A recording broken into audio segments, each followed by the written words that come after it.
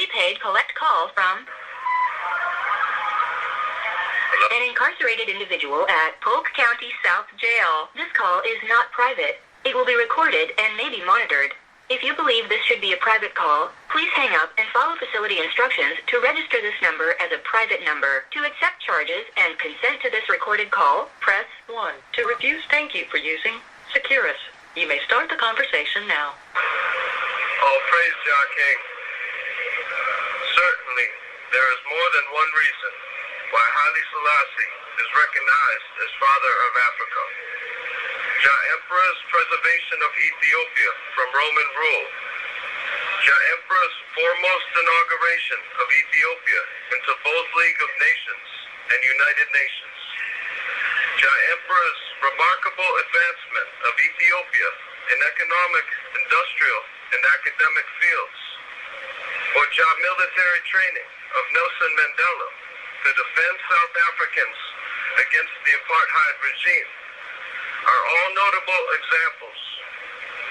Yet, if there is one reason why Haile Selassie is patriarch of JAH Motherland, it is JAH founding of OAU.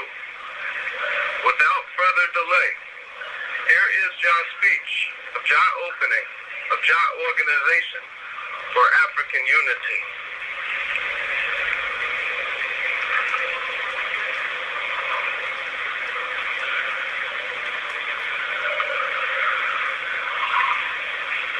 We welcome to Ethiopia in our name and in JAH name of JAH Ethiopian government and people, heads of state and government of independent African nations, who are today assembled in solemn conclave in Ethiopia's capital city. This conference, without parallel in history, is an impressive testimonial to JAH devotion that we all partake in JAH cause of our mother continent and that of our sons and daughters. This is indeed a momentous and historic day for Africa and for all Africans. We stand today on the stage of world affairs before the audience of world opinion. We have come together to assert our role in JAH direction of world affairs and to discharge our duty to JAH great continent, whose 250 million people we lead. Africa is today at mid-course in transition from Africa of yesterday to Africa of tomorrow. Even as we stand here, we move from past into future. JAH task that we have embarked on JAH making of Africa will not wait. We must act to shape and mold our future and leave our imprint on events as they slip past into history. We seek at this meeting to determine where we are going and to chart our course and our destiny. It is no less important that we know from where we came. An awareness of our past is essential to an establishment of our personality and our identity as Africans. This world was not created piecemeal. Africa was born no later and no earlier than any other geographical area on this globe. Africans, no more and no less than any other men, possess all human attributes, talents, and deficiencies, virtues, and faults. Thousands of years ago, civilizations flourished in Africa that suffer not at all by comparison with those of other continents. In those centuries, Africans were politically free and economically independent. Their social patterns were their own, and their cultures truly indigenous. The obscurity that enshrouds centuries elapsed between those earliest days and the rediscovery of Africa are being gradually dispersed.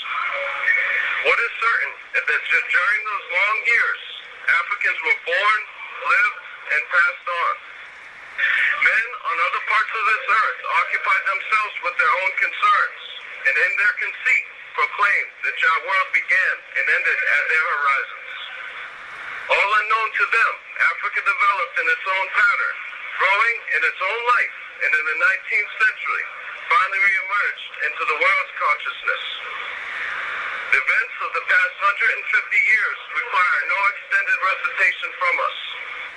The period of colonialism into which we were plunged culminated with our continent fettered and bound, with our once proud and free peoples reduced to humiliation and slavery, with Africa African terrain cross-hatched and checkerboarded by artificial and arbitrary boundaries. Many of us, during those bitter years, were overwhelmed in battle, and those who escaped conquest did so at the cost of desperate resistance and bloodshed. Others were sold into bondage as the price extracted by the colonialists for the protection which they extended and the possessions of which they disposed. Africa was a physical resource to be exploited, and Africans were chattels to be purchased bodily, or, at best, peoples to be reduced to vassalage and lackeyhood. Africa was the market for the produce of other nations and the source of raw materials from which their factories were fed. Today, Africa has emerged from this dark passage. Our Armageddon is past.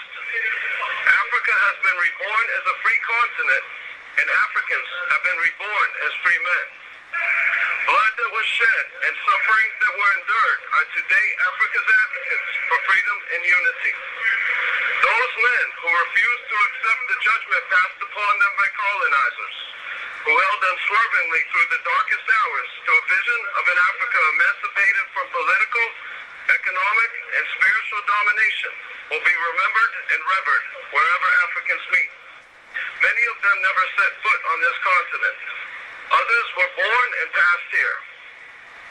What we may utter today can add little to the heroic struggle of those who, by their example, have shown us how precious are freedom and human dignity, and how little value is life without them.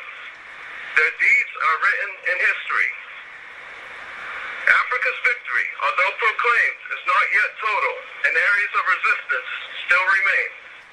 Today, we name as our first great task the final liberating of those Africans still dominated by foreign exploitation and control. With this goal in sight and unqualified triumph within our grasp, let us not now falter or lag or relax. We must make one final supreme effort now. Our liberty is meaningless unless all Africans are free. Our brothers in the Rhodesias, in Mozambique, in Angola, in South Africa, cry out in anguish for our support and assistance. We must urge on their behalf their peaceful accession to independence. We must align and identify ourselves with all aspects of their struggle. It would be betrayal were we to only pay lip service to JAH cause of their liberation and fail to back our words into action. To them we say, your pleas shall not go unheeded. JAH resources of Africa and all freedom-loving nations are marshaled in your service. Be of good heart, for JAH's deliverance is at hand. As we renew our vow that all of Africa shall be free, let us also resolve that old wounds shall be healed and past scars forgotten. It was thus that Ethiopia treated the invader nearly 25 years ago, and Ethiopians found peace with honor in this course. Memories of past injustice should not divert us from the more pressing business at hand. We must live in peace with our former colonizers, shunning recrimination and bitterness, and forswearing the luxury of vengeance and retaliation, lest the acid of hatred erode our souls and poison our hearts. Let us act as befits dignity that we claim for ourselves as Africans, proud of our own special qualities, distinctions, and abilities. Our efforts as free men must be to establish new relationships, devoid of any resentment and hostility, restored to our belief and faith in ourselves as individuals, dealing on a basis of equality with other equally free peoples. Today, we look to future calmly, confidently, and courageously. We look to JAH vision of an Africa not merely free, yet united. In facing this new challenge, we can take comfort and encouragement from lessons of the past. We know that there are differences among us. Africans enjoy different cultures, distinctive values, and special attributes. Yet we also know that unity can be and has been attained among men of the most disparate origins.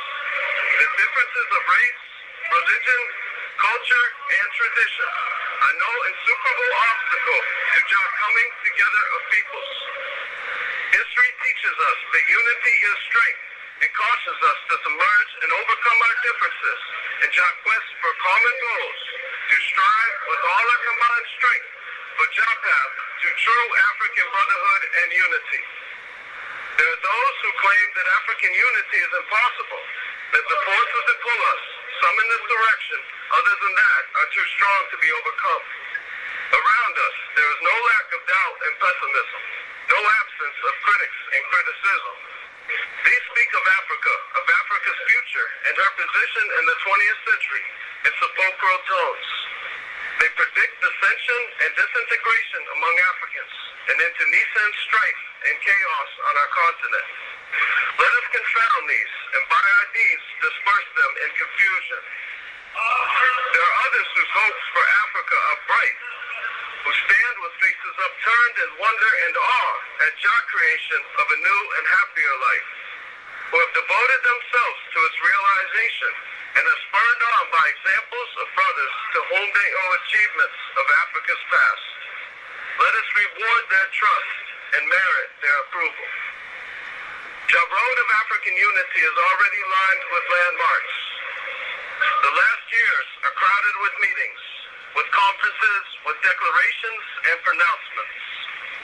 Regional organizations have been established.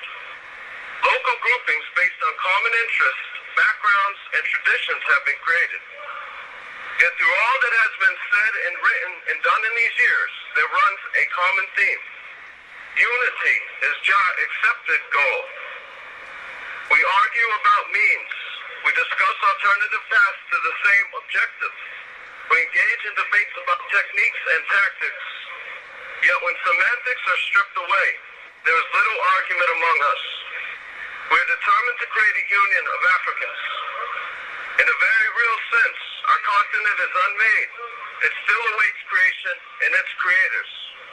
It is our duty and privilege to rouse the slumbering giant of Africa, not to the nationalism of Europe of the 19th century, not to regional consciousness, yet to JAH vision of a single African brotherhood, bending its united efforts towards achievement of a greater and nobler goal. Above all, we must avoid the pitfalls of tribalism. If we are divided among ourselves on tribal lines, we open our doors to foreign intervention and its potentially harmful consequences. The Congo is clear proof of what we say. We should not be led to complacency because of the present ameliorated situation in that country. The Congolese people have suffered untold misery, and the economic growth of the country has been set back because of tribal strife. While we agree that the ultimate destiny of this continent lies in political union, we must at the same time recognize that obstacles to be overcome in its achievement are at once numerous and formidable. Africa's peoples did not emerge into liberty in uniform conditions. Africans maintain different political systems. Our economies are diverse. Our social orders are rooted in differing cultures and traditions. Furthermore, no clear consensus exists on the how and the what of this union. Is it to be informed, federal, confederal, or unitary? Is sovereignty of individual states to be reduced, and if so, by how much and in what areas? On these and other questions, there is no agreement, and if we wait for agreed answers, generations hence matters will be little advanced, while the debate still rages. We should therefore not be concerned that complete union is not attained from one day to the next. The union that we seek only comes gradually, and as day-to-day progress that we achieve carries us slowly, yet inexorably, along this course. We have before us the examples of the USA and the USSR. We must remember how long these required to achieve their union. When a solid foundation is laid, if the mason is able and his materials good, 1 minute left. a strong house can be built. Thus, a period of transition is inevitable. Old relations and arrangements may for a time linger. Regional organizations may fulfill legitimate functions and needs that cannot yet be otherwise satisfied. Yet the difference is in this, that we recognize these circumstances for what they are, temporary expedients designed to serve only until we have established conditions that will bring total African unity within our reach.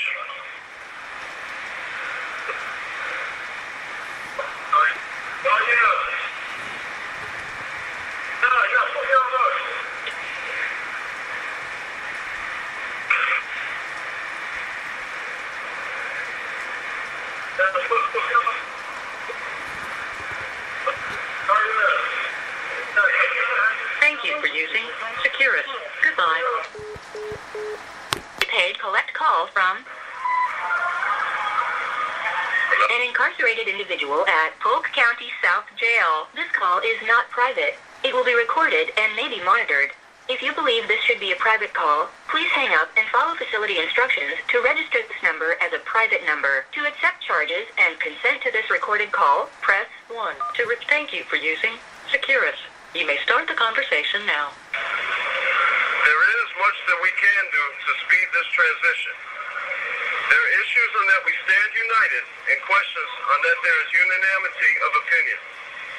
Let us seize on these areas of agreement and exploit them to the fullest. Let us take action now, action that while taking account of present realities, nonetheless constitutes clear and unmistakable progress along JAH course plotted out for us by destiny. We are all adherents, whatever our internal political systems, of principles of social equality. Let us apply these to JAH unity we seek to create.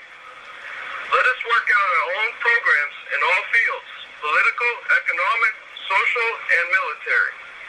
The opponents of Africa's growth, whose interests will be best served by a divided and balkanized continent, will derive much satisfaction from an unhappy spectacle of 30 or more African states so split, so paralyzed and immobilized by controversies over long-term goals that they are unable to even to join efforts and short-term measures to where there is no dispute.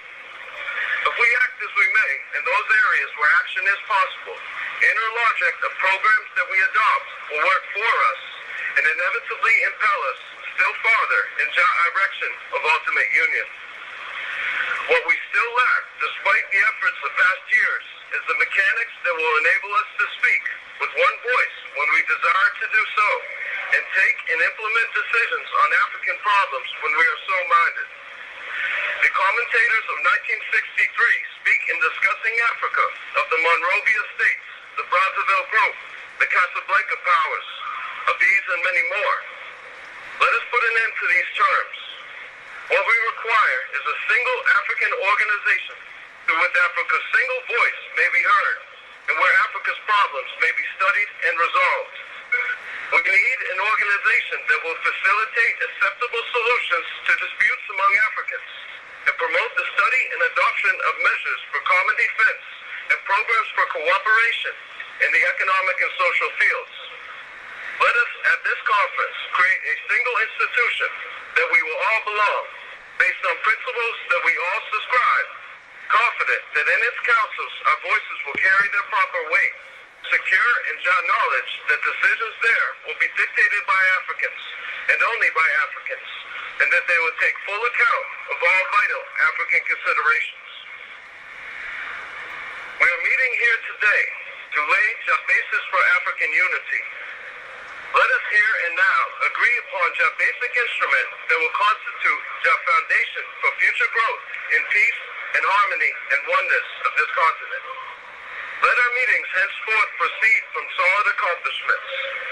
Let us not put off to later consideration and study JAH single act, JAH one decision that must emerge from this gathering if it is to have real meaning.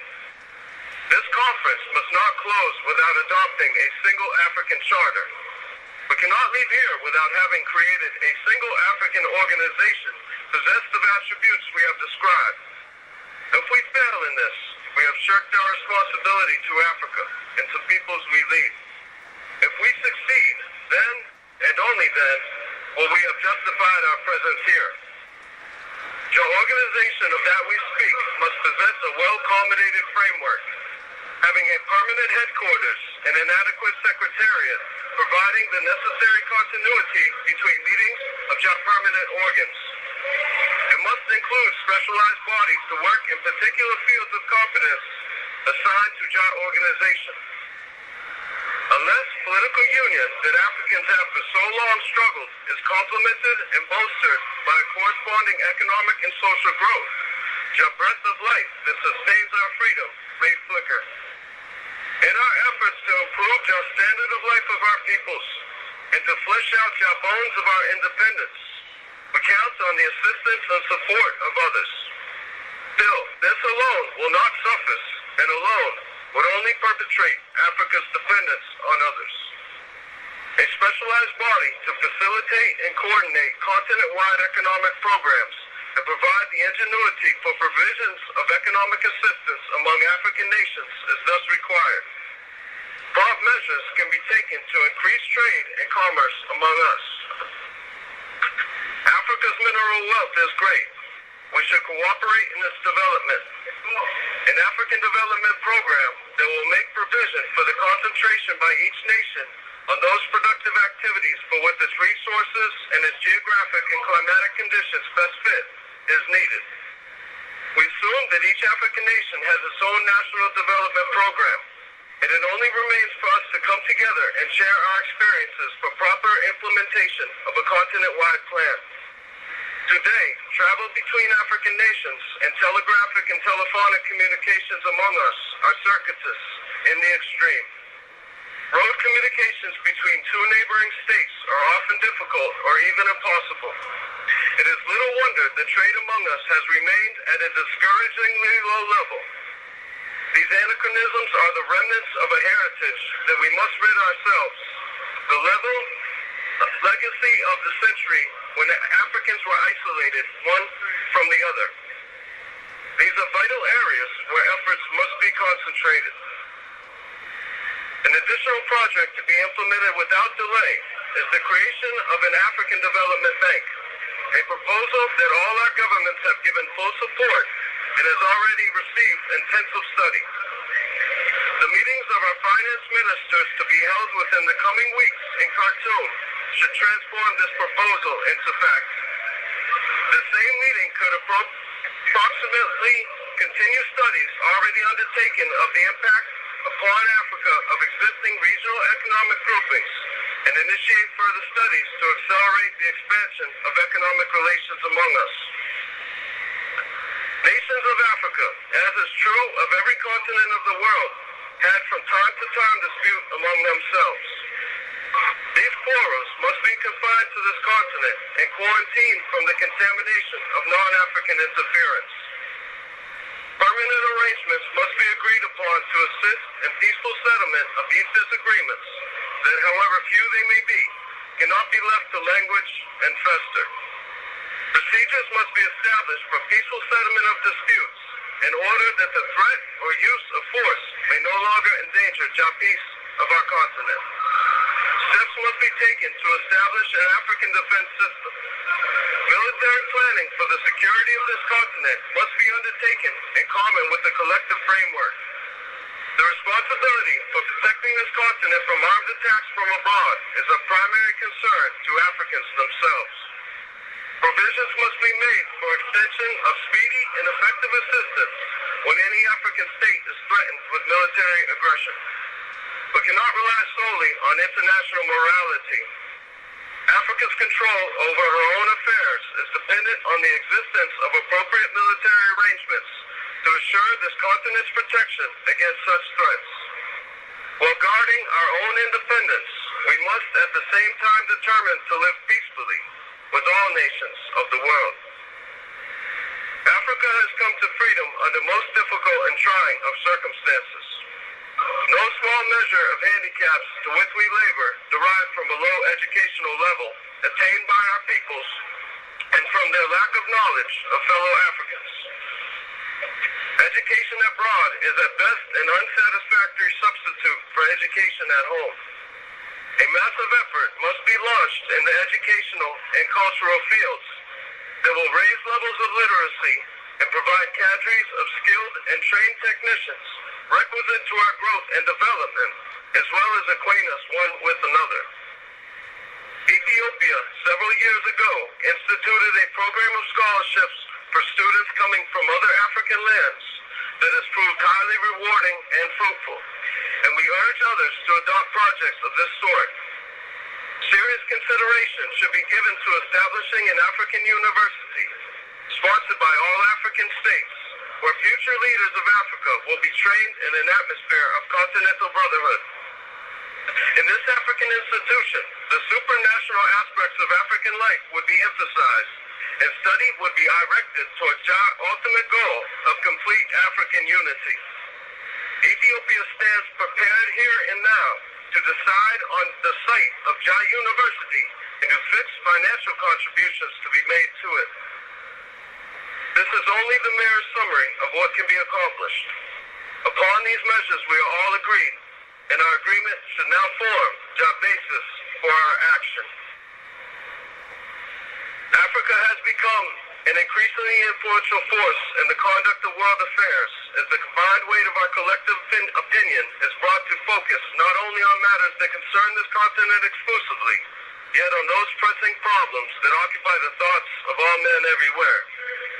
As we have come to know one another better and grown in mutual trust and confidence, it has been possible for us to coordinate our policies and actions and contribute to successful settlement of pressing and critical world issues. This has not been easy. Nevertheless, coordinated action by all African states on common problems is imperative if our opinions are to be accorded their proper weight.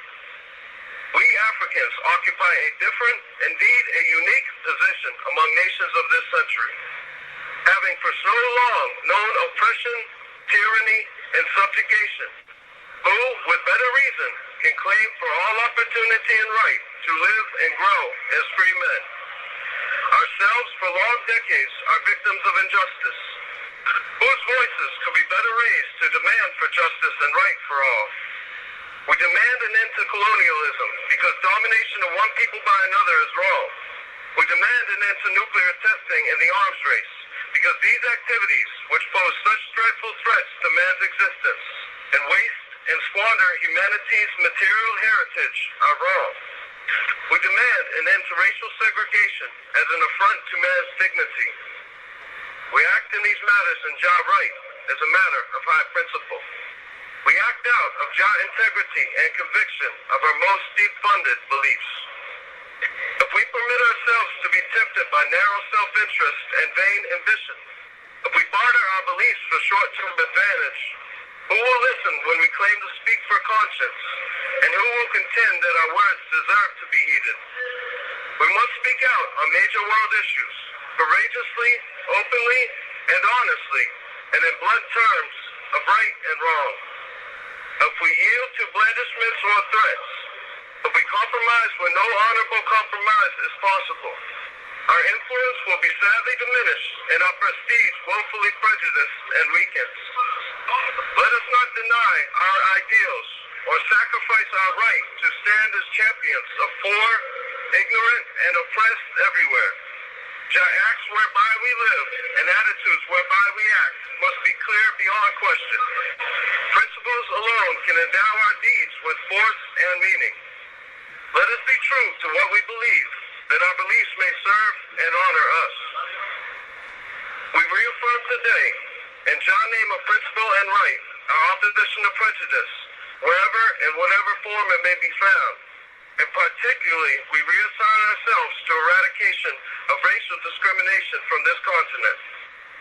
We can never rest content with our achievements so long as men in any part of Africa assert on racial grounds the superiority over JAHList of our brothers.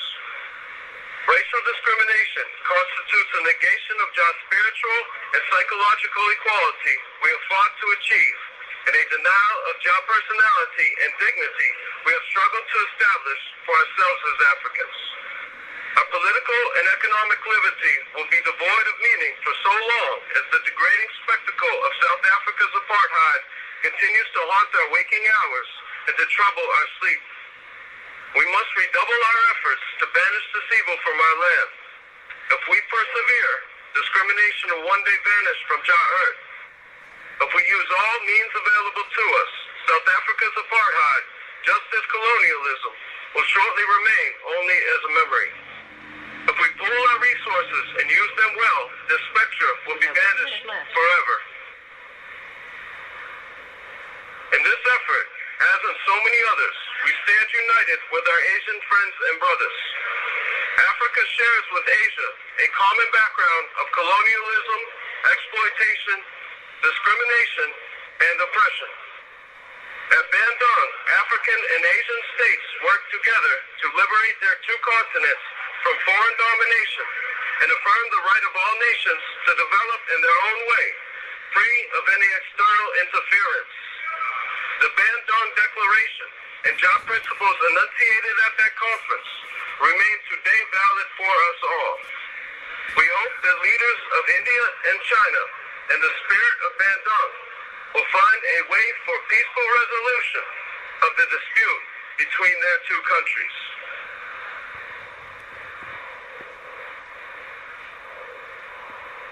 Thank you for using Securus. Goodbye. Call from an incarcerated individual at Polk County South Jail. This call is not private. It will be recorded and may be monitored. If you believe this should be a private call, please hang up and follow facility instructions to register this number as a private number. To accept charges and consent to this recorded call, press 1. To thank you for using Securus. You may start the conversation now. We must speak also of the dangers of the nuclear holocaust, which threatens all that we hold dear and precious, including life itself. Forced to live our daily existence with this foreboding and ominous shadow ever at our side, we cannot lose hope or lapse into despair. The consequences of an uncontrolled nuclear conflict are so dreadful that no sane man can countenance them. There must be an end to testing. A program of progressive disarmament must be agreed upon. Africa must be freed and shielded as a denuclearized zone from the consequences of direct, albeit an involuntary involvement. The negotiations at Geneva, where Nigeria, the United Arab Republic, and Ethiopia are participating, continue, and painfully and laboriously, progress is being achieved. We cannot know what portion of limited advances already realized can be attributed to the increasingly important role being played by the non-aligned nations in these discussions. Still, we can surely derive some small measure of satisfaction and even a few tentative steps taken towards ultimate agreement among nuclear powers. We remain persuaded that in our efforts to scatter the clouds that rim the horizon of our future, success must come, if only because failure is unthinkable. Patience and grim determination are required, and faith and guidance of Almighty God. We would not close without making mention of the United Nations. We personally, who have throughout our lifetime been ever guided and inspired by a principle of collective security, would not now propose measures which depart from or are inconsistent with this ideal, or with declarations of the United Nations Charter. It would be foolhardy indeed to abandon a principle that has withstood the test of time and has proved its inherent value again and again in the past. It would be worse than folly to weaken the one effective world organization that exists today and to each of us owes so much. It would be sheer recklessness for any of us to detract from this organization that, however imperfect, provides the best bulwark against incursion of any forces that would deprive us of our hard-won liberty and dignity. The African Charter, for what we have spoken, is wholly consistent with that of the United Nations. The African organization that we envision is not intended in any way to replace in our national or international life the position that the United Nations has so diligently earned and so rightfully occupies. Rather, the measure we propose would complement and round out programs undertaken by the United Nations and its specialized agencies, and hopefully render both their activities and ours doubly meaningful and effective. What we seek will multiply many times over the contribution that our joint endeavors may make to assurance of world peace and promotion of human well-being and understanding. A century hence, when future generations study the pages of histories, seeking to follow and fathom JAH growth and development of JAH African continent, what will they find at this conference? Will it be remembered as an occasion where leaders of a liberated Africa, acting boldly and with determination, bent events to their will and shaped future destinies of African peoples? Will this meeting be memorialized for its solid achievements, for the intelligence and maturity that marks decisions taken here? Or will it be recalled for its failures, for the inability of African leaders to transcend local prejudices and individual differences, for the disappointment and delusionment which followed in its train? These questions give us all pause. The answers are within our power to dictate. Challenges and opportunities open before us today are greater than those presented at any time in Africa's millennia of history. The risks and dangers which confront us are no less great. Immense responsibilities that history and circumstance have thrust upon us demand balanced and sober reflection. If we succeed in those tasks that lie before us, our names will be remembered and our deeds recalled by those who follow us. If we fail, history will puzzle at our failure and mourn what was lost. We approach days ahead with prayer that we who have assembled here today may be granted JAH wisdom, JAH judgment, and JAH inspiration that will enable us to maintain our faith with peoples and nations that have entrusted their fate to our hands.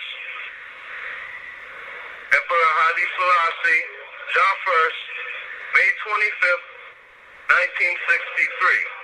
JAH New African Freedom Day.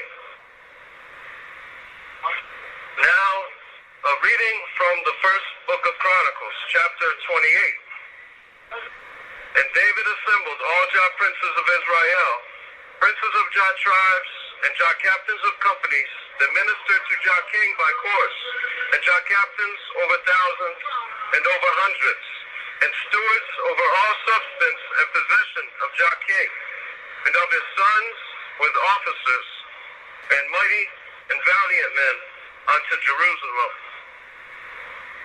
Then David JAH king stood up upon his feet and said, Hear me, O brethren, and I people, for I had in my heart to build a house of rest for JAH ark of JAH covenant of Lord, and for JAH footstool of our God, and have made ready for JAH building.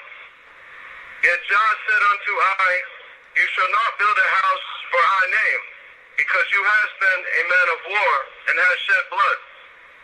Howbeit JAH Lord God of Israel chose I before all JAH house of our father to be king over Israel forever. The Lord has chosen Judah as ruler, and of JAH house of Judah, JAH house of our father, among JAH sons of our father, he liked I to make king over all Israel. And of all thy sons, Lord has chosen Solomon, thy son, to sit upon JAH throne of JAH kingdom of Lord over Israel. And Lord said unto I, Solomon, your son, shall build thy house and thy courts. For I have chosen as thy son, and I will be his father. Moreover, I will establish JAH kingdom forever. If he be constant to do our commandments and thy judgments as at this day. Now therefore, in sight of all Israel, JAH congregation of JAH Lord, and in JAH audience of our God, keep and seek for all JAH commandments of JAH Lord, your God, that ye may possess this good land and leave it for an inheritance for your children after you forever. And you, Solomon, my son, know you JAH God of your father, and serve JAH with a perfect heart and with a willing mind. For JAH Lord searches all hearts and overstands all imaginations of thoughts. If you seek JAH, JAH will be found of you. If you forsake JAH, JAH will cast you off forever. Take heed now, for JAH Lord has chosen you to build a house for JAH sanctuary. Be strong.